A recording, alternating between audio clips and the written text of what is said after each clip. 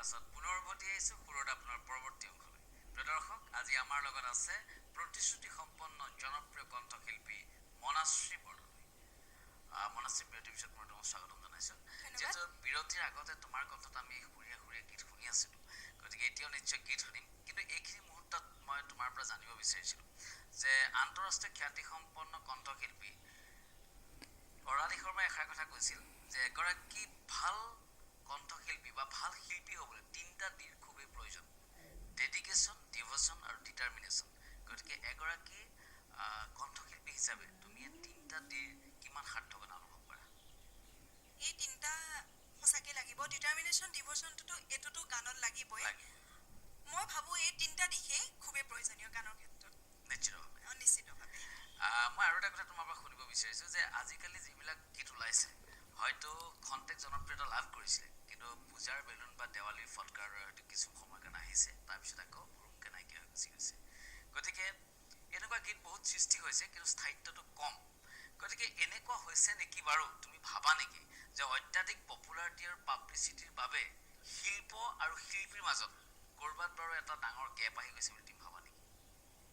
আচলতে এইটো ক'বলৈ গ'লে মানুহৰ ৰুচিটো আচলতে সলনি হৈছে বুলি মই ভাবোঁ। প্ৰথম কথা, আগতে সেই সময়ত আমাৰ যিখিনি জনপ্ৰিয় গান বা মানুহে শুনিছিলে, আমিও অনাতাঁৰ কেন্দ্ৰৰ যিখিনি গান আমি শুনো বা সেই কথাখিনি এতিয়া ক'বলৈ গ'লে সেই এতিয়া যিসকল শিল্পীয়ে এই কামসমূহ কৰি আছে বা তেওঁলোকেও তেনেকুৱা গান তেওঁলোকেও হয়তো জানে বা এইখিনি গান কিমান পপুলাৰিটি হ'লে বা কি হ'লে কিমান প্ৰচলিত হ'ব সমাজত, তেওঁলোকেও কি গান চলিব ভালকে জানে। আৰু কিন্তু কিছুমান কথা আচলতে জনপ্ৰিয়তাটোৰ কাৰণেও কিছুমান কথা কৰা যায়, কিন্তু আচলতে মানুহৰ ৰুচিৰ কাৰণে কৰিবলৈ বাধ্য হয় বুলি মই ভাবোঁ। ৰুচিটো সলনি হৈছে, সঁচাকৈ বহুত সলনি হৈছে। মানুহে, আপুনি এতিয়া কিছুমান সাংস্কৃতিক অনুষ্ঠানত গ'লে আমি নিজেও পাইছোঁ, মানে তেনেকুৱা পৰিস্থিতি পাইছোঁ। আপুনি যদি এটা খুব সুন্দৰ এটা দৰদী গান এটা মই অলপ আগতে গাই গৈছোঁ, তেনেকুৱা আওষি জোন মোৰ, আপুনি যদি প্ৰথমতেও আৰম্ভ কৰে, তেতিয়া আমাৰ কি হয়, পিছফালৰ পৰা এটা চিঞৰ আহি যায় যে এনেকুৱা নুশুনো, আমাক এইটো গানেই লাগিব। বা আপোনাৰ খন্তেকীয়া গানেই হওক, খুব হুলস্থুলীয়া গানবোৰ।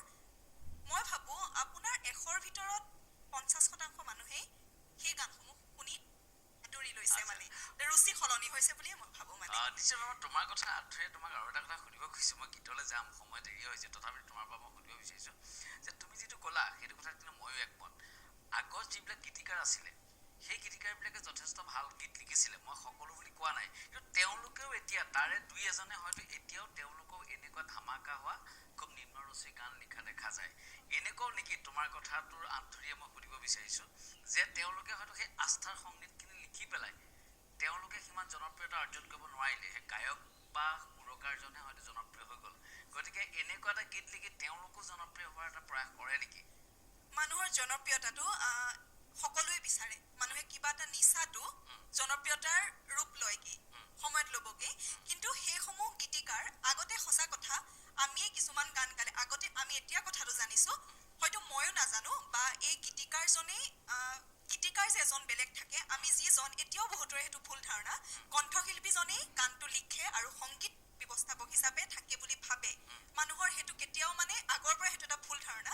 কিন্তু সেই মানুহখিনিয়ে আচলতে পৰিস্থিতিৰ লগত কিছুমান কথা মই ক'বলৈ নাযাওঁ ইমান, সকলোৰে এইটো মতটো বেলেগ বেলেগ, মই নাজানো কোনে কেনেকে ভাবি কৰে, কিন্তু আচলতে মই এতিয়া জনপ্ৰিয়তা বুলিও ক'বলৈ নাযাওঁ, কিন্তু মানুহৰ ৰুচি চাই মই আকৌ কথাটো ক'ম, সেইটো তেওঁলোকে কিজানি বাধ্য হৈছে সমাজৰ লগত মিলাই। হয়, নিশ্চিতভাৱে খুবেই সুন্দৰ আৰু তাৎপৰ্যপূৰ্ণ মন্তব্য কৰিছে। গতিকে এইখিনি মুহূৰ্তত পুনৰ এটা গীতৰ মাজে যাব বিচাৰিছোঁ। এইখিনি মুহূৰ্তত তুমি কি শুনা? মই যিহেতু মই কৈছোঁ আপোনাক, মই আস্থাৰ গীত মই প্ৰথমতে আৰম্ভ কৰিছোঁ। মোৰ খুব ভাল লগা গান